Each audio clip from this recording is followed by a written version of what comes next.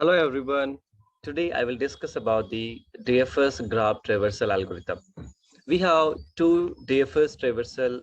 We have two types of graph traversal algorithms. One is the DFS, one is the BFS. So today I will focus only on the DFS, and the code which we will discuss will be based on the C language. In my next video, I will cover the DFS in the Java language. So whichever you are comfortable with, please go with that. Okay, now what is the DFS? So DFS stands for depth first search. Okay, so these are the traversal technique. It means that you want to visit every node of the graph once. Okay, so how this DFS will work? From the DFS terms, you can say depth first search. Okay, so depth first. First of all, you need to go in the depth. So you will start from point, let's say, okay, from the starting point. So let me go through one example here just to explain you. So this is our starting point. Okay, you will start from node 0. Now from node 0 you can go to any direction. So here from node 0 there are two options. You can go to node number 1, you can go to node number 3. So you can pick any one, no problem. Now before going to that, you need to check if that node is already visited or not. If it is already visited, don't go in that direction again. Okay, so you need to keep a visited array, and which will store which node is already visited. All right, now second thing is, once you are going towards next node, you can print the current node value. So here, let's say you have printed the node number 0.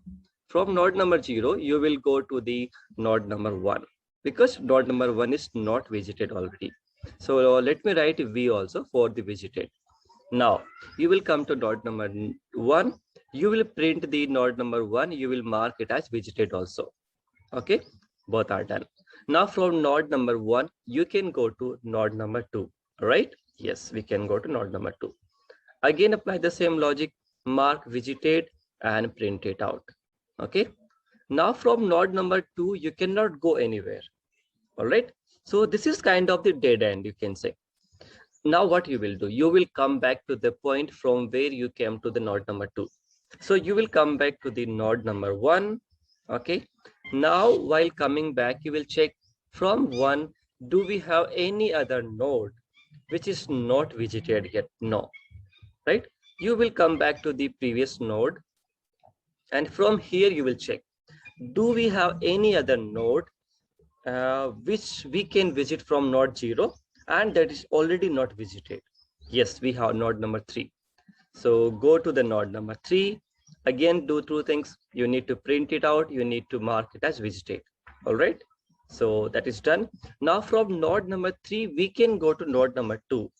But why we will not go? Because 2 is already visited, you can see here. Okay. So this visited will stop us from the infinite loop. If you will not take the visited array, your code will never end. You will keep going, keep traversing, and things will never end. Okay, or what can be the second issue? You will print the node multiple times. Okay, that is the issue. Now, so in the one traversal, what we have done, we have printed the 0, we have printed the 1, then we have printed node number 2, we have printed the node number 3. Now you are done with this part. Now you will check, do we have any other node which is not visited yet? Yes, we have 4. So you need to mark 4 as the start node and call the same function again. So you will mark visited and you will print it.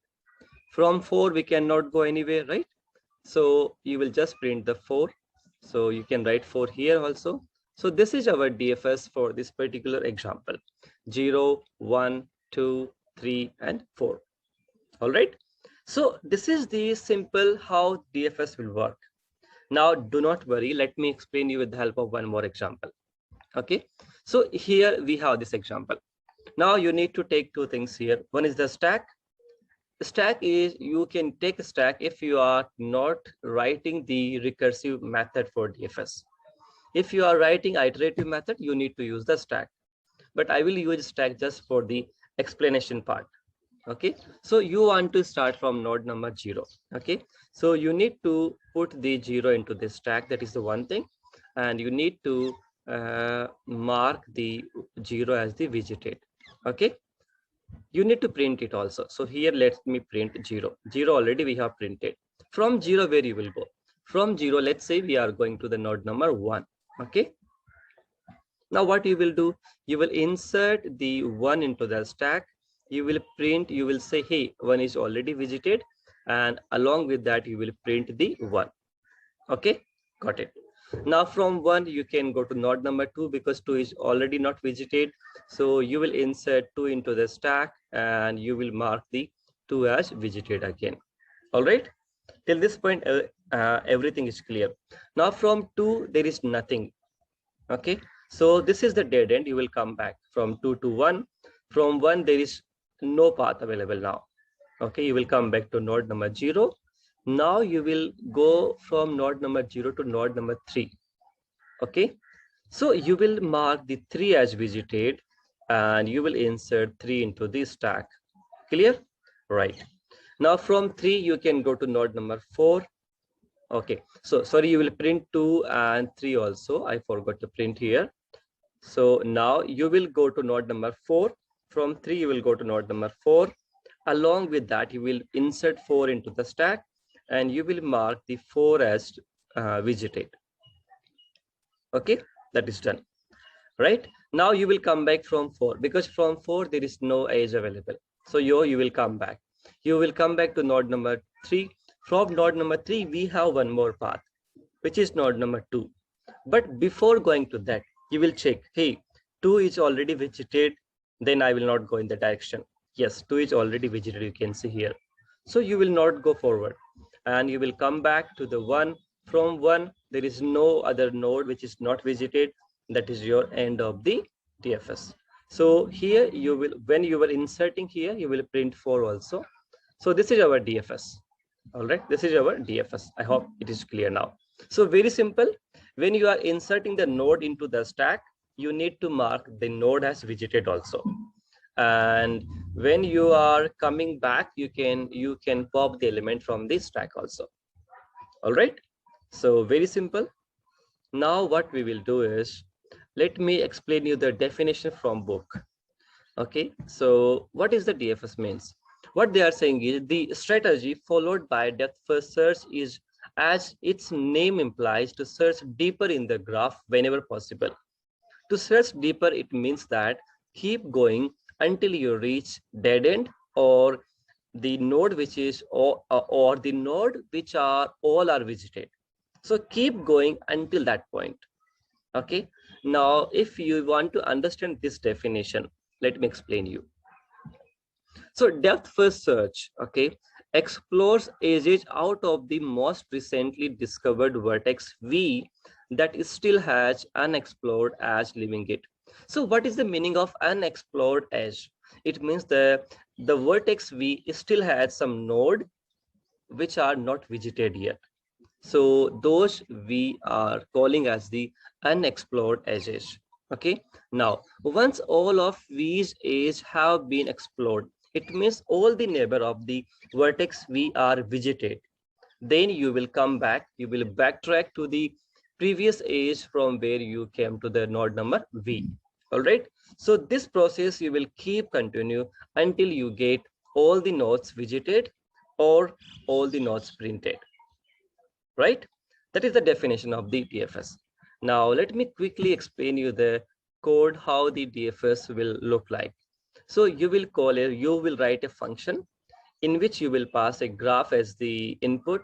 Along with that you will pass what is the starting node from where you want to start your DFS search algorithm.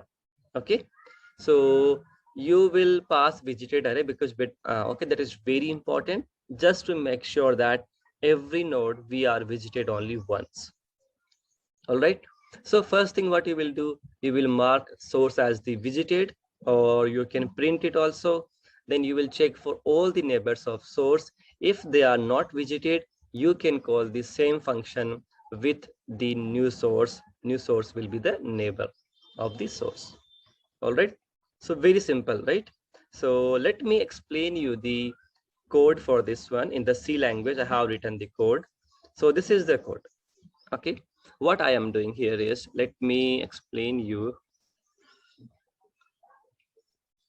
All right, so here this is the C language.